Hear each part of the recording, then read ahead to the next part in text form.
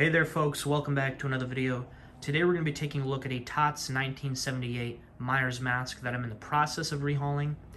I was actually planning on showing a different mask today, one that was actually completed, and we were going to take a look at it on the bust. This one's not on the bust because it's not done, so I figured we could save that for another video.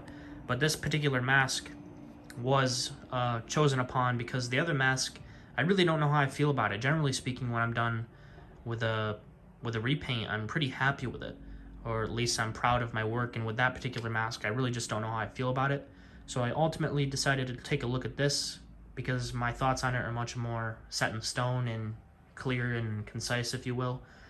This mask has actually been repainted once before, and I went with a kind of more of my own style with it. I decided to do the 78 paint style, but with the kind of more rough texture and chalkiness of the H4.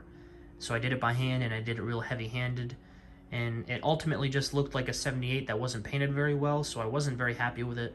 So I decided to take this mask as a chance to go back and practice some of my 78 techniques, and ultimately I'm very happy with how it's come out. There's some spots in it that are a little bit rough, like right here, that's a little bit heavy-handed, and the overall mask isn't super dirty. It's not as dirty as that one, but this one's a little bit more clean and has a bit more of a grayish white to begin with. So there's that. But one thing I'm very, very, very, very proud of is the way that the skin tone has come out, as far as the shape goes, and also as far as the kind of aesthetic of the paint wearing off. To me, this looks like chipped paint. It looks like paint that's been worn as far as the white goes, and I really, really like the shape, like I said. And I like the way it comes out, or how it comes out on the lips and the nose and the corners of the eyes and the eyebrows. It looks very, very good in my opinion. Better than some of my other stuff, so I think we're heading in the right direction, and the ears look pretty good as well. And I didn't do a whole lot of skin tone in the back of the mask, as you can see, but up here we got it a little bit. But as far as my skin tones go, and as far as how they look, I'm very happy with that. And then also the more kind of weathering throughout the mask, I'm very happy with. It's very subtle for the most part. I think if the rest of the mask was a little bit more weathered and less clean, then it would kind of balance out a little bit, because even though the weathering is kind of subtle, it still sticks out a little bit just because the rest of the mask is so clean. But that's definitely one of my biggest issues with it. But I'm happy with the bottom, the tip of the nose and the upper lips, the shape of the lips, all that. And I also am very happy with this copy as far as the shape of the eyes goes, and the mouth being a little bit open. It definitely has the look that I'm going for. And there's no hole in the neck. I didn't do that just because I don't find it necessary with every mask. Because I mean, at least for 78, he doesn't get it until the last 3 minutes of the movie, so I don't find it necessary. It's a little bit of an extra detail that you can do, but I don't really care for it that much. It doesn't really make a difference to me. And I also went ahead and redid the glue lines. I made them a little bit more pronounced and a little bit less straight, because I think that's where the original one ends. It's very subtle, and I went back and I made it a little bit thicker. And this one I kind of enhanced the shape a little bit, and I brought it around with that right angle, which it appears to be accurate from what I can tell. I'm still working on my glue lines a little bit. I'm not a big fan of when they kind of stick. I like it when people put hair in it. I think that looks cool. There's some in here, but that was not intentional. I like it when people put hair in it, but I'm not a fan of when it's like yellow. I get the idea of it looking like the glue is still there, but I think it makes more sense for the majority of it to be white.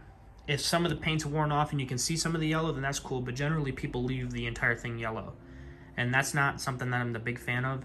I think it should at least have some paint on it to suggest that not all the paint has been worn off. And there's not really any clear photos of the sideburns, at least that I've seen, that really show them being yellow to begin with. So that just seems like something that people have taken upon themselves. But it's not that big of a deal. I think the coolest thing about the Myers mask is you can kind of have your own interpretation of it, because there's a lot of things that go into the look of the original mask, as far as the lighting, as far as the different stages of weathering, because obviously the mask changed throughout filming. It looks different on different people's faces. It looks different in different lightings. There's a whole bunch of scenarios that make this mask specifically a chameleon mask. If you've ever heard it referred to that, it's very much the case, because the mask changes and morphs into different things throughout the movie. I mean, just between the first movie and the second movie, the mask looks completely different, and there's a bunch of different reasons for that. So that's one of my most oh my goodness, it's one of my favorite things about this mask is it really gives you an opportunity to kind of play around with it and enhance some of the things that you really like and make it your own, but also at the same time it still can be accurate because the mask does look different. Like I said, for myself, I very much like this shape of the skin tone. However, there's a lot of people who do it differently. There's some people who just kind of do a ring around the bottom of the mask. There's some people who fill in this whole area, which I have done myself.